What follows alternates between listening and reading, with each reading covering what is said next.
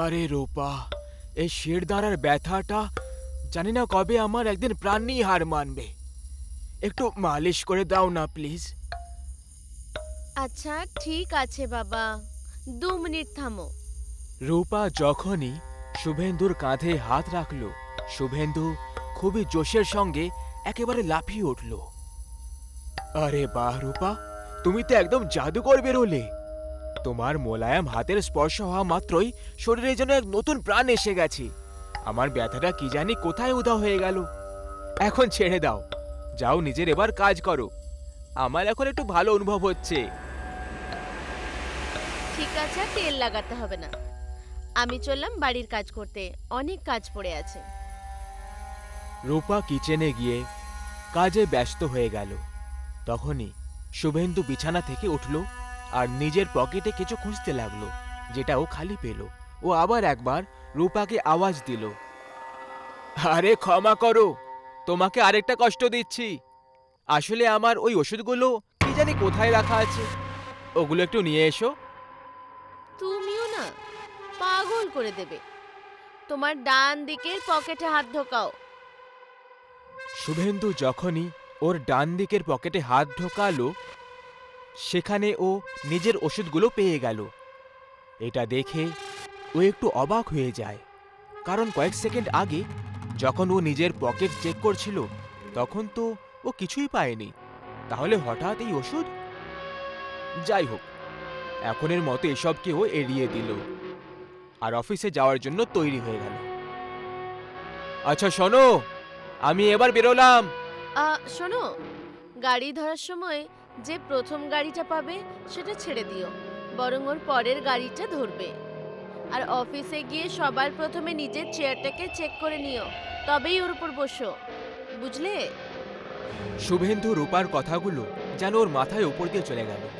ওর কথায় হাসতে হাসতে বলল, আচ্ছা ম্যাডাম, এই ব্যাপার, ঠিক আছে, আমি এবার চললাম।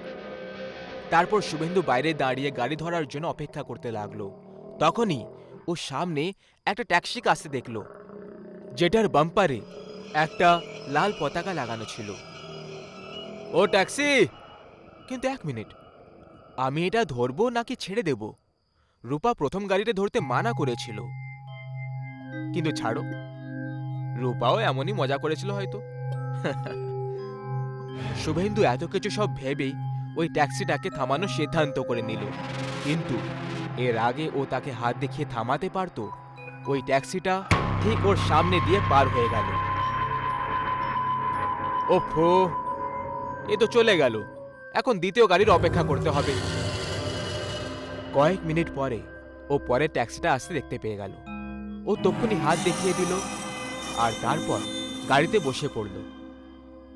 কিছুটা দূরত্ব পার হয়ে যাওয়ার পর হঠাৎ করে ড্রাইভার গাড়ি থামিয়ে বলে উঠল, আরে সাহেব, সামনে তো খুব ভিড়, মনে হচ্ছে কারো অ্যাক্সিডেন্ট হয়ে গেছে।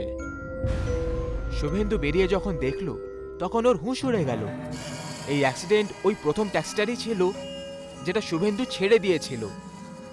ও ওই ট্যাক্সিতে লাগানো ওই লাল পতাকাটা খুব ভালোভাবে চিনতে পারছিল। শুভেন্দু নিজেকে খুব ভাগ্যবান বলে মনে করছিল, যে কারণে আজকে কোনো রকমে ওর প্রাণ বেঁচে গেল। যাই হোক, এরপরেও অন্য রাস্তা দিয়ে অফিসে যাওয়ার জন্য বেরিয়ে পড়ল। সন্ধেবেলায় ও ক্লান্ত হয়ে অফিস থেকে বাড়িতে ফিরে এলো। কি হয়েছে গো? কেমন কাটলো আজকের দিনটা? আরে রূপা, তুমি! আজকে তোমার কথাটা আমার প্রাণ বাঁচিয়ে দিয়েছে। আমার কথা? কি বলতে চাইছো? হ্যাঁ, সেটাই, ট্যাক্সির কথাটা, যেটা তুমি বলেছিলে যে প্রথম ট্যাক্সিটা ধরবে না, বিপদ হবে, সেটাই হয়েছে। যখনই আমি অন্য ট্যাক্সিতে বসে আগে এগোলাম, আমি দেখলাম ওই প্রথম ট্যাক্সিটার একটা ভয়ঙ্কর অ্যাক্সিডেন্ট হয়ে গেছে। সত্যি গো, সমাপতনও আজকাল কেমন কেমন ভাবে ঘটছে। আচ্ছা শোনো, আমি অফিসের কাজে 1 সপ্তাহের জন্য বাইরে যাচ্ছি, তুমি আমার ব্যাগ প্যাক করে দিও। সোজা সোজা ভাবে কেন বলছো না? ওই কালমুখীটার সাথে মজা করার জন্য যাচ্ছ? ফিরে এসো, তারপর মজা দেখাবে। কি কি বললে তুমি? আহ, আহ, না না, কিছুই বলিনি তো। পরের দিন শুভেন্দু সকাল সকাল নিজের কাজের জন্য বেরিয়ে পড়ল। আর এদিকে রূপা বাড়িতে একদম একা হয়ে যায়। এদিকে শুভেন্দু সড়ক পার করছিল তখন, আর প্রত্যেকটা পা ফেলার সাথে সাথে ওর আনন্দ দ্বিগুণ হয়ে চলেছিল। বাহ, কি দারুণ ভাগ্য আমার! এক্ষুনি সোনালীকে ফোন করে ইনফর্ম করে দিই যে আমি বেরিয়ে পড়েছি। এক সপ্তাহ ওই সুন্দরী রূপসীর সঙ্গে খুব আনন্দ করব। শুভেন্দু অফিস স্টাফ সোনালীর সঙ্গে নিজের ট্রাভেল প্ল্যান করছিল, যেখানে ওর মনে অনেক ধরনের আনন্দের ঝর্ণা বয়ে চলেছিল। এক সপ্তাহ পর শুভেন্দু হাসি খুশি ভাবে নিজের বাড়ি ফিরে এলো। রূপা, রূপা, কোথায় তুমি? ও এইটুকু বলে যখনই বাড়ির ভেতরে প্রবেশ করলো, বাড়ির দৃশ্য দেখে ওর পায়ের নিচে থেকে যেন মাটি উধাও হয়ে গেল। পুরো বাড়ি ছড়িয়ে ছিটিয়ে পড়েছিল। সব জিনিসপত্র ভাঙাচুরো অবস্থায় মাটিতে পড়ে রয়েছিল। তখনই হঠাৎ বাড়ির টিউবলাইট ফ্লিক করতে লেগে গেল। বাড়ির এত নোংরা পরিবেশ দেখে শুভেন্দুর রূপার উপরে খুব গুরুতর রাগ ধরে গেল। ও চিৎকার করে নিজের বেডরুমের দিকে চলে গেল। রূপা, রূপা, এ তুমি বাড়ির কি অবস্থা করে রেখেছো? আমি এক সপ্তাহের জন্য বাড়ি থেকে বাইরে কি গেলাম, তুমি তো আমার বাড়িটাকে কোণার জায়গা করে রেখে দিয়েছো। এইটুকু বলে শুভেন্দু যখনই নিজের বেডরুমের দরজা আস্তে করে খুলে দিল, সামনে ওই মারাত্মক দৃশ্যটা দেখে ওর আত্মা কেঁপে উঠল। ও দেখল যে ওর বেডরুম একেবারে কসাইখানা হয়ে গেছে। রুমের ওপরে পাখার জায়গায় লাশ ঝুলে রয়েছে, যে শরীরগুলো থেকে রক্তের একটা বিন্দু বাকি রাখা নেই। অন্যদিকে শুভেন্দু ওখানে রূপাকে দেখতে পায়, যে এখন একটা ডাইনিতে পরিণত হয়ে গেছিল আর ক্রমাগত কাঁচা মাংসের টুকরোগুলো চিবিয়ে যাচ্ছিল। বাপরে, আমার স্ত্রী তো একটা ডাইনি! তাড়াতাড়ি করে আমাকে বেরোতে হবে এখান থেকে। আমি এর আসল চেহারা দেখে ফেলেছি, তাই এ হয়তো এবার আমার মেয়েকে মেরে ফেলবে। এই সব কিছু ভেবে শুভেন্দু তক্ষণি পেছন দিকে হাঁটতে লাগলো। কিন্তু তক্ষণি রূপা গর্জন করে বলে উঠল, ওহো, তাহলে এসে গেছিস তুই ওই কালমুখিটার সঙ্গে রাত কাটিয়ে? এবার মরার জন্য তৈরি হয়ে যা। তুমি কি করে জানতে পারলে যে আমি সোনালীর সঙ্গে ছিলাম? গুরুজনদের মুখ থেকে উপদেশ শুনিসনি কখনো? ডাইনির তৃতীয় চোখ সবসময় তোদের পিছু করে আর প্রত্যেক মুহূর্তের খবর রাখে।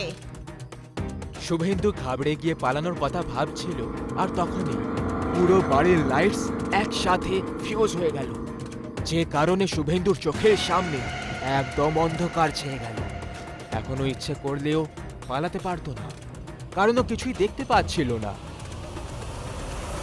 তখনই অন্ধকারের ভেতর থেকে ঘুঙুর বাজার আওয়াজ শুভেন্দুর দিকে এগিয়ে আসছিল।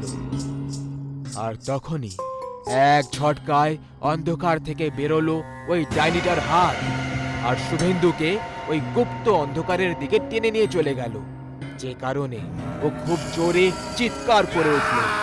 আর তারপর চিরকালের জন্য ওর আওয়াজ বন্ধ হয়ে যায়। একটা গ্রামে অনু নামের এক বামুন মেয়ে থাকত, যার বয়স 20 বছর ছিল, কিন্তু উচ্চতায় ও ছোট ছিল। একদিন অনু আর ওর 3 বান্ধবী কলেজ থেকে বাড়ির দিকে যাচ্ছিল। শোন না কি বলছি, আজ আমরা সবাই কুয়োতে সাঁতার কাটতে যাবি? হ্যাঁ, এটা খুব ভালো আইডিয়া। চলো, খুব মজা হবে। হ্যাঁ হ্যাঁ, চলো। আরে অনু, তুই কোথায় চললি? তুই সাঁতার কাটতে পারবি? তুই তো নিজের ছোট ছোট পা দিয়ে সাঁতারও কাটতে পারবি না। হ্যাঁ, যদি জলে ডুবেও যাস তাহলে অযথা আমাদের নাম খারাপ হয়ে যাবে। এর থেকে ভালো হবে তুই বাড়ি যা আর বালতিতে সাঁতার কাট। কি বাজে কথা বলছিস? মেয়েরা আবার হাসতে শুরু করলো আর অনু ওখান থেকে মন খারাপ করে বাড়ি চলে গেল। রাতের সময় অনু রাগের মাথায় বাড়ি থেকে বেরিয়ে যায় আর কুয়োর দিকে এগিয়ে গেল। কিছুক্ষণের মধ্যেই ও কুয়োর কাছে এসে পৌঁছলো। কুয়োর জল অনেক গভীর আর শান্ত ছিল। অনু ভয় পেয়ে পেয়ে কুয়োতে নামলো আর সাঁতার কাটতে লাগলো, কিন্তু ওর সাঁতার কাটতে কষ্ট হলো আর ওজন বেশির জন্য ডুবতে লাগলো। ও সাহায্যের জন্য চিৎকার করতে লাগলো।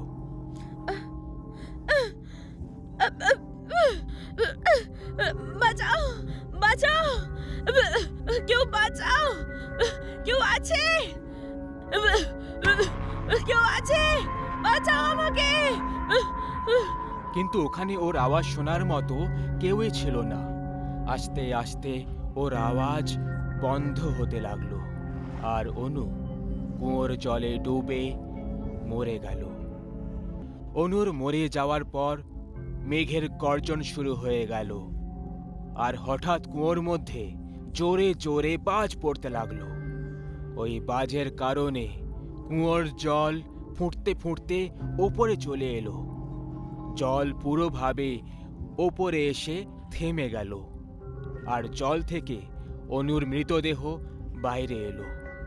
যখনই ওর মৃতদেহ উপরে এলো, ওর ওপরে বাজ পড়ল আর ওর পুরো শরীর জলের ওপরে পড়তে লাগলো। শরীর পুরো পুড়ে যাওয়ার পরে জলের ওপর দাঁড়িয়ে চলতে চলতে কুয়ো থেকে বাইরে চলে এলো। ও নিজের চোখ খুলল তো সেটা পুরোভাবে লাল হয়ে গেছিল। অনুর শরীর একটা বামন ডাইনিতে বদলে গেছিল। এবার ওদের সবাইকে দেখাচ্ছি যে আমি সাঁতার কাটতে পারি কি না। আর এই বলে এই ডাইনি জোরে জোরে হাসতে লাগলো।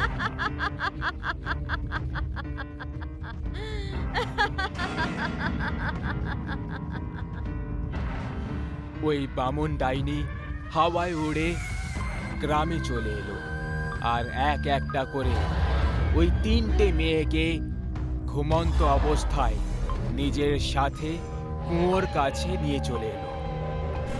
ডাইনি ওকে মাটিতে শুই করিয়ে নিজে কুয়োতে ঝাঁপ দিয়ে দিল আর কিছুক্ষণ পর 3টে মেয়ের জ্ঞান ফিরে যায় আর নিজের চারিদিকে দেখতে লাগলো। রেখা, লীলা, তোমরা দুজন, আমরা আমরা এখানে কি করে এলাম? আমার খুব ভয় লাগছে, খুব ভয় লাগছে। চলো এখান থেকে, চলো। তোমরা নিজের থেকে আসোনি, তোমাদের আনা হয়েছে। এক মিনিট, এই আওয়াজটা তো কুয়ো থেকে আসছে। 3জন কুয়োতে ঝুঁকে দেখলো, তখন ভেতরে অনু খুবই সহজে সাঁতার কাটছিল। অনু, তুই এত রাতে কুয়োতে কি করছিস? আর এক্ষুনি ওই আওয়াজটা কার ছিল?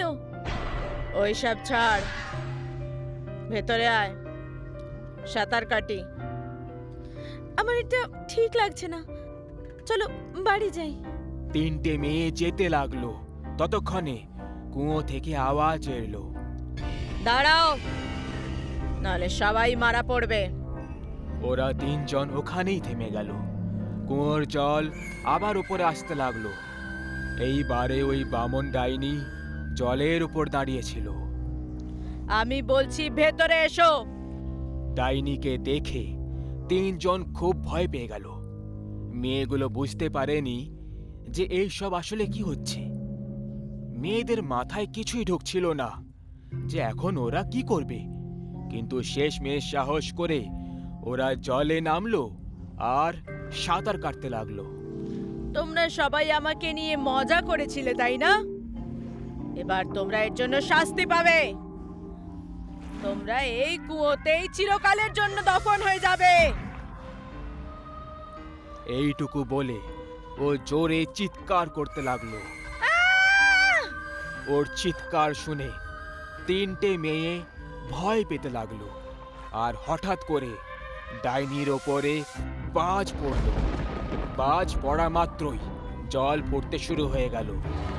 জলের গরম মেয়েদের অনুভব হতে লাগলো।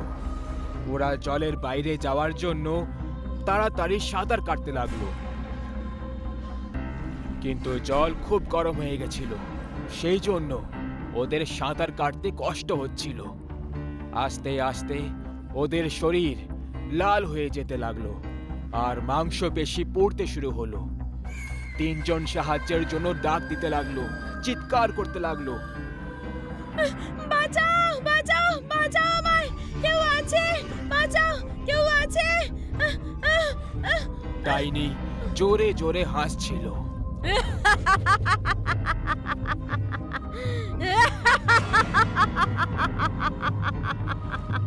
কিছুক্ষণ পর তিনজনের শরীর আগুনে পুড়তে লাগলো। মেয়েরা পুড়ে যাওয়ার কারণে জোরে জোরে চিৎকার করছিল। ডাইনির এই সব কিছু দেখে খুবই আনন্দ হচ্ছিল। সব শেষে মেয়েগুলোর শরীর একেবারে পুড়ে জলে ভাসতে লাগলো। জল আবার নিচে যেতে লাগলো। জল নিচে নামা মাত্রই ওই ডাইনি তিনটে মেয়ের দেহ তুলল আর জলের নিচে উধাও হয়ে গেল। একটা গ্রামে অলোক নামের একজন খুব বড় বিখ্যাত চিত্রকার তার স্ত্রী আর ছেলে রনিদের সঙ্গে থাকত। কিন্তু এখন বয়স হয়ে যাওয়ার কারণে তার জন্য চিত্র তৈরি করা কঠিন হয়ে গেছিল। এক রাতে অলোক নিজের ঘরে চিত্র বানাচ্ছিল আর তার অসুস্থ স্ত্রী বিছানায় শুয়েছিল। তুমি কি করছো? শুয়ে পড়ো, অনেক রাত হয়ে গেছে। আমি নিজের জীবনের শেষ চিত্র বানাচ্ছি, এরপরে আমি কোনো চিত্র আঁকবো না। কার? দেখাও। অলোক তাকে চিত্র দেখিয়ে বলল, তোমার। খুব ভালো।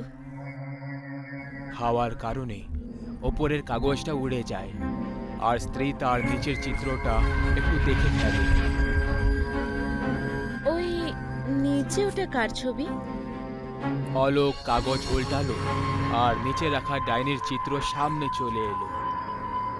হে ভগবান, কি ভয়ঙ্কর ডাইনি! এমন মনে হচ্ছে যেন এক্ষুনি বাইরে এসে নিজের বড় রূপ ধারণ করবে।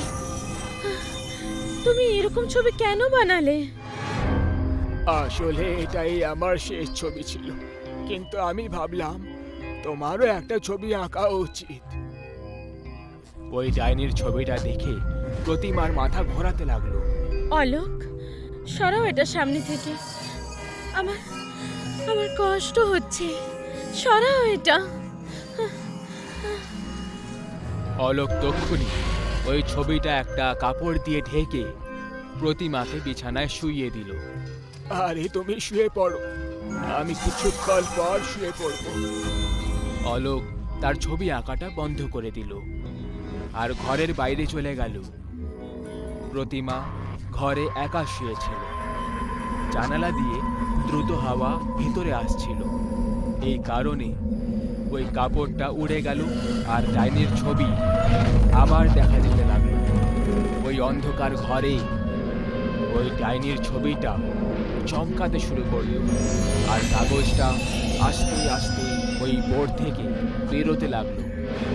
কাগজটা পুরো বেরোনোর পর উড়ে প্রতিমার কাছে চলে আসে আর চেহারা জোরে জোরে টিপতে লাগলো। প্রতিমার নিঃশ্বাস আটকে যাওয়ার কারণে ও জোরে জোরে ছটফট করতে লাগলো। ওই কাগজটা সরানোর চেষ্টা করতে লাগলো, কিন্তু সেটার কিছুই লাভ হলো না। প্রতিমার আওয়াজটুকুও বেরোচ্ছিল না। আস্তে আস্তে ওর শরীর নড়া বন্ধ হয়ে গেল আর ও শেষে মারা গেল। প্রতিমার মরার পর ওই ছবিটা আবার ওই বোর্ডে চিপকে গেল। অলোক ঘরে এলো। প্রতিমাকে শান্তিতে ঘুমোতে দেখে ওর পাশে এসে শুয়ে পড়ল। পরের দিন সকালে অলোক আর তার ছেলে রনিত প্রতিমার ব্যাপারে জানতে পারল, তখন তারা খুবই দুঃখ পেল। ওরা প্রতিমার শেষ কাজ সম্পন্ন করল। যখন ওর চিতায় আগুন জ্বলছিল তখন অলোকের কিছু মনে পড়ল, আর ও ভেতরের দিকে দৌড়ল। ও ভেতরে প্রতিমার ছবির কাছে এলো আর সেটা দেখতে লাগলো। এটা তোমার শেষ চিহ্ন, এটাকেও তুমি নিজের সঙ্গে নিয়ে যাও।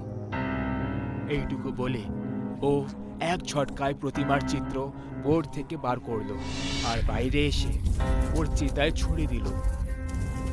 কিন্তু ছড়ার পর ও জানতে পারলো যে ও ডাইনির ছবিটাও ছুঁড়ে দিয়েছে। ও কাঁদতে লাগলো আর রনিতকে নিয়ে ঘরের ভেতরে চলে গেল। সেই রাতেই অলোক নিজের ঘরে বিছানায় একা শুয়েছিল। ওর প্রতিমার কথা খুব মনে পড়ছিল। ও উঠল আর প্রতিমার চিতার কাছে চলে গেল। ও চিতার কাছে পৌঁছলো আর একটা পাথরের ওপরে বসে শান্তিতে চিতাটাকে দেখতে লাগলো।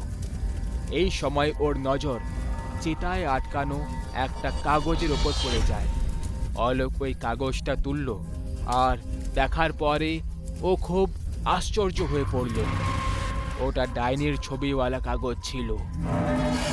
আরে, এই কাগজটা আগুনে জ্বললো না কেন? অলোক কিছুই বুঝতে পারল না আর ও দৌড়ে দৌড়ে রনিতের কাছে গেল। আরে খোকা রনি, এই দেখো, এটা আগুনে জ্বলেনি, আর এর মধ্যে ছবিটাও একেবারে ঠিক আছে। কার ছবি? ডাইনির। দুজন খুব ভয় পেয়ে গেল। হঠাৎ ওই কাগজটা নিজের থেকে নড়তে লাগলো আর ছাদ ভেঙে হাওয়ায় উড়ে গেল। অলোক আর রনিত ভয়ের চোটে বাইরে পালিয়ে গেল। ওরা দুজন বাড়ি থেকে দূরে দৌড়তে লাগলো আর হঠাৎ করে থেমে গেল। ওদের সামনে হাওয়ায় ডাইনির ছবিওয়ালা কাগজটা দাঁড়িয়েছিল, আর এখন ওটা আগের থেকে অনেক বিশাল হয়ে গেছিল। ওর ভেতরের ডাইনি নড়ছিল। অলোক, তুই আমায় পোড়ানোর চেষ্টা করেছিলি, এবার আমি তোকে জ্যান্ত ছাড়বো না। স্ত্রীর পর এবার তুই হবি আমার শিকার। মানে প্রতিমাকে তুমি মেরেছো? হ্যাঁ। ডাইনি জোরে জোরে হাসতে লাগলো। অলোক ভয় পেয়ে গিয়ে পালাতে লাগলো, কিন্তু ওই ডাইনি ওকে কাগজ দিয়ে ঘিরে ফেললো। অলোক কাগজের ঘেরায় বন্দি হয়ে গেল। ডাইনি অলোককে হাওয়ায় তুলে কাগজের মধ্যে আটকে ধরলো আর ওর শরীরটাকে মোচড়াতে লাগলো। এরই সাথে অলোকের হাড় গোড় ভাঙার আওয়াজ পাওয়া যাচ্ছিল। ও যন্ত্রণার কারণে চিৎকার করছিল। শেষে ওর আওয়াজ শান্ত হয়ে গেল আর ওই কাগজটা অলোকের রক্তে জায়গায় জায়গায় লাল হয়ে গেছিল। ডাইনি কাগজটাকে এক ঝটকায় খুলল আর অলোকের শরীর রনিতের সামনে এসে পড়ে গেল। রনিত ভয়ের চোখে অলোককে দেখছিল। ডাইনি রনিতের কাছে আসতে লাগলো। এবার তোমার পালা। রনিত ভয় পেয়ে পেছনে যেতে লাগলো।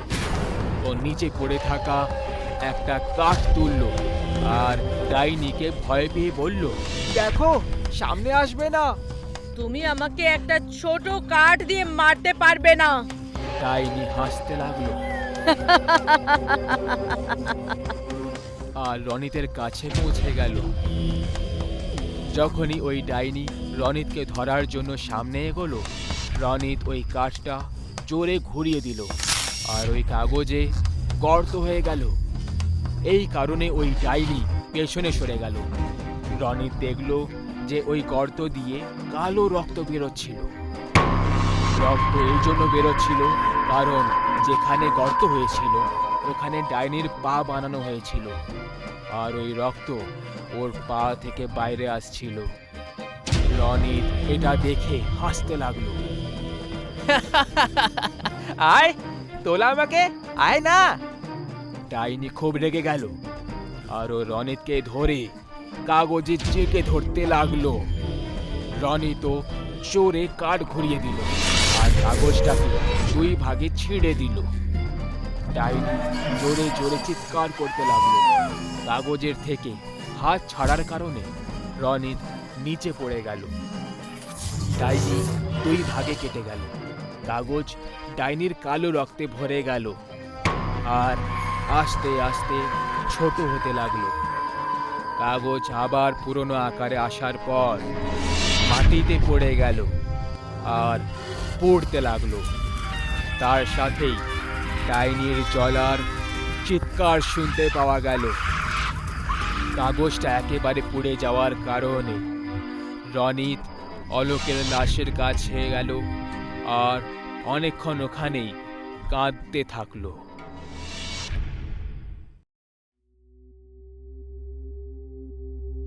ববিতা একলাই তার মা আর তার অসুস্থ ভাইয়ের খরচ সামলাচ্ছিল। ববিতা একটা কলেজে প্রফেসরের কাজ করে। একদিনও কলেজে যাওয়ার জন্য বেরোচ্ছিল আর ও নিজের বাঁ পাটা আগে বার করে যাচ্ছিল। তখনই ববিতা, আমি তোকে কতবার বলেছি বাড়ি থেকে বেরোনোর সময় আগে ডান পাটা বার করা দরকার, না হলে এটা অশুভ মানা হয়। মা, আমিও তোমাকে কতবার বলেছি মা, আমি এই সব কথায় একদম বিশ্বাস করি না। এইসব আসলে মন গড়া কথা। আজকে অমাবস্যার কালো রাত, আজ তাড়াতাড়ি বাড়ি আসবি। আজকের দিনে অনেকেই কালো জাদু করে ববিতা। আরে মা, তুমি এইসব বিষয় কেন বিশ্বাস করো? এইসব কিছুই হয় না। না না, এইসব কথা অনেক ভেবে চিনতে তবেই করা হয়। সরিতা অনেক অন্ধবিশ্বাসী ছিল আর সব সময় এই সবের থেকে বাঁচার জন্য টোনা টোটকা করে থাকত।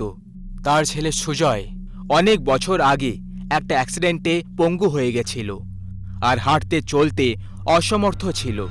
তার পুরো খেয়াল তার বোন ববিতাই রাখত।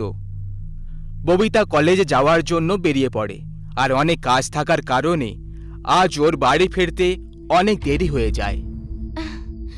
আজ মা তাড়াতাড়ি বাড়ি ফিরতে বলেছিল, কিন্তু কাজ বেশি থাকার কারণে তাড়াতাড়ি বাড়ি পৌঁছানো সম্ভবই নয়। মাকে একবার ফোন করে বলে দিই, হ্যাঁ, ফিরতে দেরি হয়ে যাবে। ববিতা যখনই নিজের ফোনটা বার করলো, ফোন ওর হাত থেকে পড়ে গেল আর ভেঙে গেল। ওর বাড়ি ফিরতে আরও বেশি লেট হয়ে গেল। ও কোনো ট্যাক্সি বা অটো খুঁজে পেল না। ও পায়ে হেঁটেই বাড়ির দিকে রওনা দিয়ে দিল। আজকে এই মোবাইলটা খারাপ হওয়ার ছিল।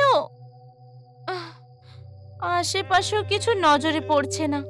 ববিতার এমন মনে হলো যেন কেউ সাহায্যের জন্য ডাক দিচ্ছে। ববিতা আওয়াজের পিছু করতে করতে আওয়াজের পেছনে যেতে লাগলো। কে আছে ওখানে? তুমি এভাবে কাঁদছো কেন? ববিতা কিছুই দেখতে পেল না, কিন্তু ও আওয়াজের পিছু করতে করতে চলে গেল। তখনই ও দেখতে পেল যে ও একটা কবরস্থলে পৌঁছে গেছে।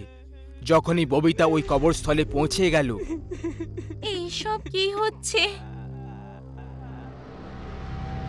আমি রাতে কবরস্থলে কি করে পৌঁছে গেলাম?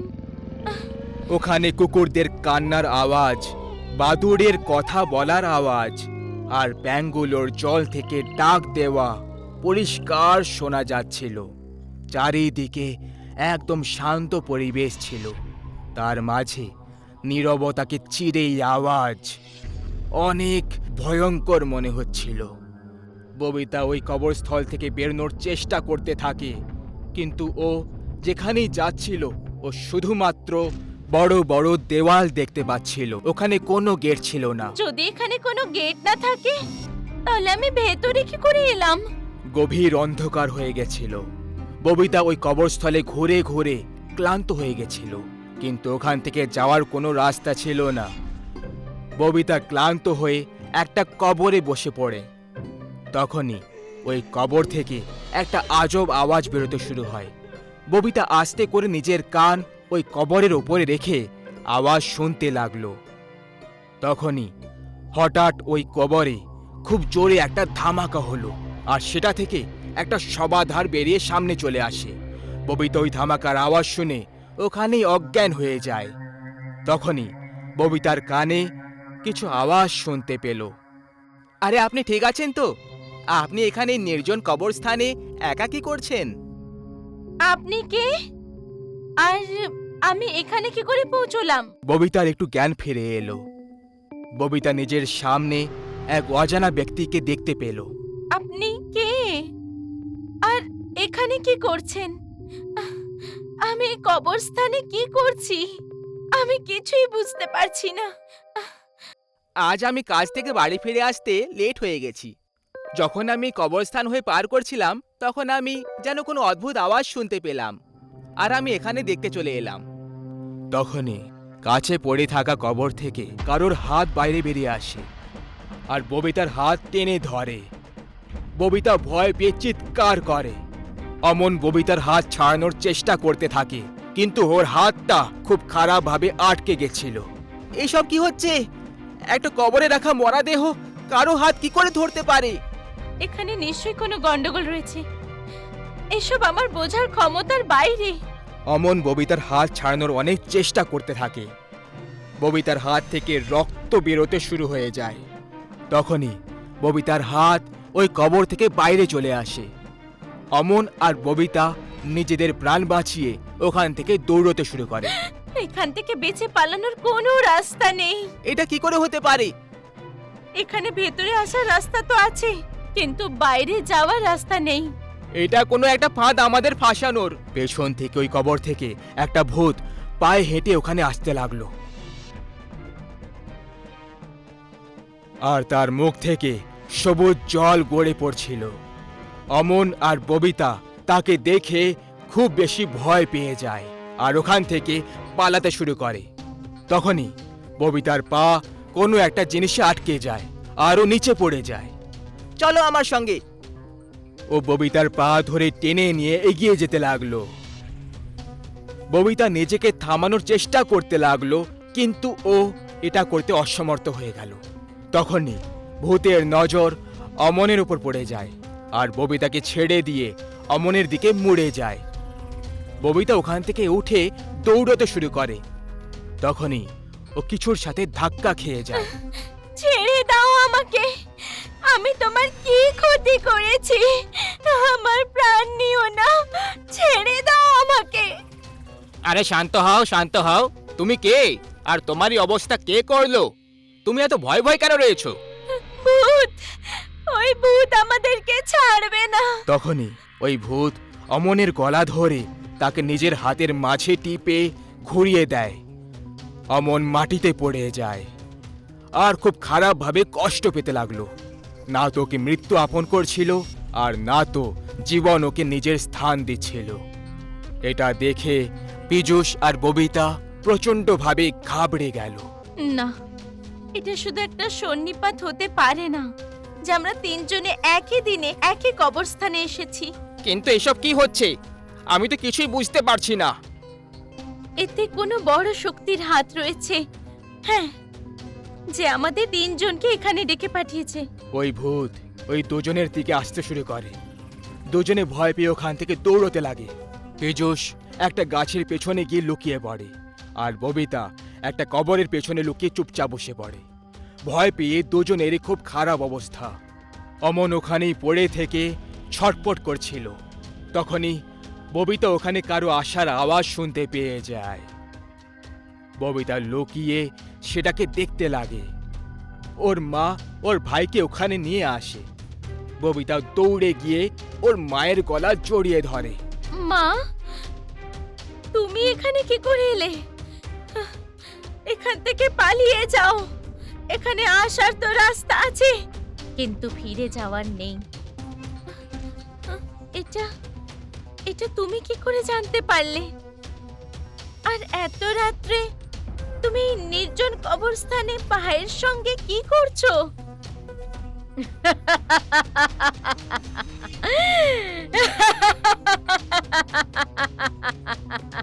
তুমি এখনো বুঝতে পারলে না? এই সব আমার ষড়যন্ত্র। তোমাদের তিনজনকে আমি এখানে ডেকে পাঠিয়েছি। ববিতা এটা শুনে ওর হোশ উড়ে গেল। আজ অমাবস্যার কালো রাত। তোমাদের তিনজনকে একটা কথা জুড়ে দিচ্ছে, তোমাদের তিনজনেই অমাবস্যার কালো রাতে জন্মেছিলে। আজ আমি তোমাদের তিনজনেরই বলি চড়িয়ে দেব। আর এটা করলে আমার ছেলে আগের মতো একদম ঠিক হয়ে যাবে। তুমি কি ধরনের মা?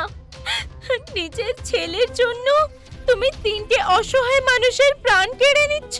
তখনই পেছন থেকে ওই ভূত এসে ববিতাকে নিয়ে যেতে লাগলো।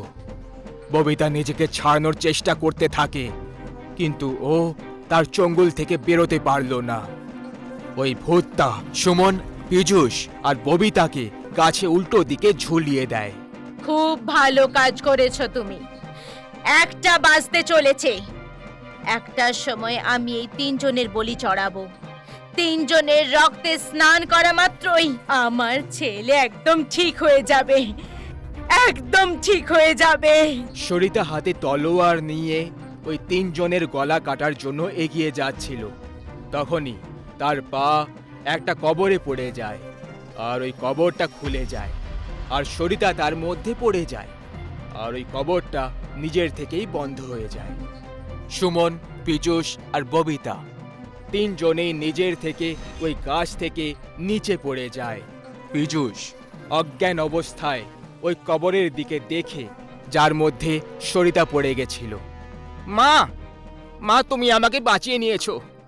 ওই কবরটা পীযূষের মায়ের ছিল। ওই ভূতটা রেগে গিয়ে গাছ উবড়িয়ে ছুঁড়ে ফেলে দেয়, আর সরিতার ছেলের পেটে নিজের নখ ঢুকিয়ে তার নাড়ি ভুঁড়ি কেটে খেতে থাকে। ববিতা, সুমন আর পীযূষ পরের দিন সকালে জ্ঞান ফিরল। 3জন ওই কবরস্থানের বাইরে ছিল।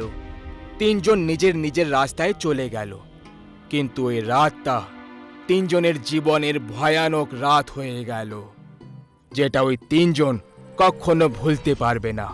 একটা মা তার ছেলেকে ঠিক করার জন্য অন্য কারোর ছেলের প্রাণ নিয়ে নিচ্ছিল, আর একটা মা মরে গিয়েও নিজের ছেলের প্রাণ বাঁচাচ্ছিল। ওই ভয়ঙ্কর রাত আমাদের জীবনে চিরকাল জীবন্ত থাকবে।